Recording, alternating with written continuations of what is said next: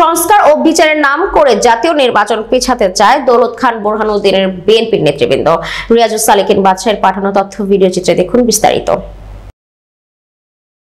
ভোলা ২ দৌলত খান বোরহানুদ্দিনের জাতীয়তাবাদী দল বিএনপির নেতৃবৃন্দ ৭১ বাংলা টেলিভিশনের জেলা প্রতিনিধি রিয়াজুত সালেকিন বাদশাকে একান্ত সাক্ষাৎকারে বলেন, দেশের ভেতরে কয়েকটি দল সংস্কার ও বিচারের নাম করে জাতীয় নির্বাচন পিছাতে চায়। নতুন একটি দল পরিকল্পিতভাবে অপকর্ম, হত্যাযজ্ঞ চালিয়ে এর দায় বিএনপির উপর চাপিয়ে দিতে চায় বলে নেতৃবৃন্দ দাবি করেন। ফেব্রুয়ারিতে নির্বাচন অনুষ্ঠিত হবে। সারা দেশের মানুষের মতো দৌলত খান বোরহানুদ্দিনের মানুষ এই প্রত্যাশা করেন। জনগণ চায় একটি নিরপেক্ষ, অবাধ, সুষ্ঠু, গ্রহণযোগ্য নির্বাচন হোক। নির্বাচন নিয়ে কোনো প্রকার দেরি বা নাটক চায় না এদেশের মানুষ। নেতৃবৃন্দ জুলাইয়ের শহীদদের স্মৃতির প্রতি শ্রদ্ধা জানিয়ে অবিলম্বে নিরপেক্ষ নির্বাচনের দাবি জানান। তারা বলেন, ২০২৬ সালের ফেব্রুয়ারিতে জাতীয় সংসদ নির্বাচনকে বানচাল করতে পরিকল্পিতভাবে দেশে আইন শৃঙ্খলার পরিস্থিতি অবনতি ঘটাচ্ছে কিছু ভুইফোর দল। তারা বলেন, আর কোনো অজুহাতে ত্রয়োদশ জাতীয় সংসদ নির্বাচন ঘোষিত তারিখ থেকে পিছানো বিএনপি মানবে না। আগামী ২০২৬ সালের যে নির্বাচন হবে, সেই নির্বাচনে এনসিপি, জামাত শিবির এবং অন্যান্য যে রাজনৈতিক দলগুলি ষড়যন্ত্র করছে, সকল ষড়যন্ত্র ইনশাআল্লাহ আগামীতে বিএনপির জাতীয়তাবাদী দলের নেতাকর্মীরা রুখে দেবে। ২৬ সালের ফেব্রুয়ারি মাসে নির্বাচনের একটি ডেডলাইন দেওয়া হয়েছে।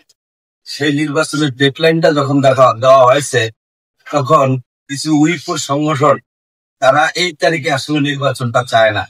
এটার কারণ হলো যে তারা মনে করেছে যে ২৬ সালের ফেব্রুয়ারি মাসে যদি নির্বাচনটা হয়, তাহলে তারা ক্ষমতায় আসতে পারবেন না। এই জন্য তারা নির্বাচনটা বানচাল করার জন্য বিভিন্ন ষড়যন্ত্র করেছে। আমরা যারা আছি বোরহানুদ্দিন দৌলত খানে, আমরা আমাদের নেতা জনাব আলহাজ হাফিজ ইব্রাহিম সাহেবের জন্য কাজ করতে আছি। আমরা অ্যাক্টিং চেয়ারম্যান তারেক রহমানকে কুটিক্ত করা হয়েছে যে তারেক জিয়া এখন বাংলাদেশের রাজনীতির নেতা না, সে ওয়ার্ল্ডের রাজনীতির নেতা।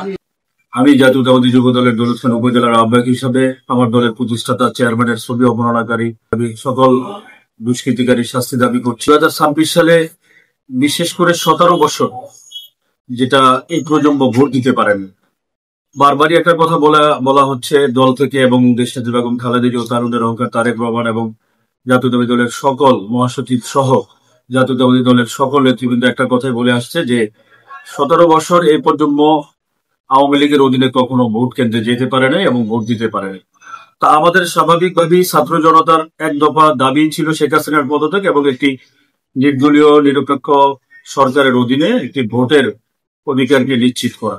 আমরা স্বাভাবিক অর্থেই দাবি করব যে আমাদের এই তরুণ প্রজন্ম, বিশেষ করে প্রায় ২ থেকে ৩ কোটি ভোটার এর ভোট যাতে শান্তিপূর্ণভাবে, সুন্দরভাবে এবং দিনের ভোট, নিজের ভোট নিজে যাতে ব্যালট পেপারের মাধ্যমে দিয়ে একটি নির্বাচিত সরকারের ক্ষমতায় বসাতে পারে, এটা আমার জোর দাবি থাকবে। আমি বোরহানুদ্দিন পৌর বিএনপির পক্ষ থেকে পৌর বিএনপির সাংগঠনিক সম্পাদক মোহাম্মদ ফাইজুল ইসলাম ২৬ সালের ফেব্রুয়ারিতে ঘোষিত তারিখের নির্বাচনে একটি মহল নির্বাচন বানচালের পায়তারা করতেছে।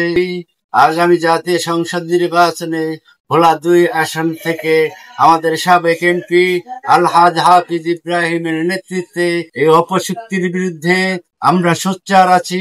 পৌর বিএনপির পক্ষ থেকে সারা বাংলাদেশের মানুষকে বোরহানুদ্দিন ভোলা থেকে জানাচ্ছি যে আমরা ভোলা ২ আসনের মানুষ ঐক্যবদ্ধ, হাফিজ ইব্রাহিমের পক্ষে, ধানের শীষের পক্ষে, তারেক রহমানের পক্ষে, দেশনেত্রী খালেদা জিয়ার পক্ষে। ২০২৬ সালের ফেব্রুয়ারি মাসে যে ঘোষিত নির্বাচন, সেই নির্বাচনকে বানচাল করার লক্ষ্যে এক ষড়যন্ত্রে লিপ্ত হয়েছে। আমরা যারা জাতীয়তাবাদে বিশ্বাসী, দৌলত খান বোরহানুদ্দিনের নয়নের মণি জননেতা জনাব আলহাজ হাফিজ ইব্রাহিমের নেতৃত্বে আমরা যারা ঐক্যবদ্ধ, আমরা এই নির্বাচনকে কোনোভাবেই বানচাল হতে দেব না এবং আগামী জাতীয় সংসদ নির্বাচনে আমরা ব্যালটের মাধ্যমে এর সঠিক জবাব দেব, এই আশা ব্যক্ত করতেছি। ২০২৬ সালের ফেব্রুয়ারি মাসের যে নির্বাচন বানচালের জন্য একটা অপচেষ্টা লিপ্ত আছে। কিছু হুইফোর সংগঠন, এই জামাতে ইসলাম এবং এনসিপি হলো অনিবন্ধিত একটি দল। তারা হলো বাংলাদেশে একটা বিশৃঙ্খল পরিবেশ সৃষ্টির জন্য এই নির্বাচন বানচাল করার চেষ্টা করতেছে এবং নির্বাচন যাতে বিলম্ব হোক সেটা তারা চায়। বিএনপি নেতা সকল পর্যায়ের নেতাকর্মী এই ষড়যন্ত্রের জবাব দেওয়ার জন্য সর্ব সময় প্রস্তুত আছে।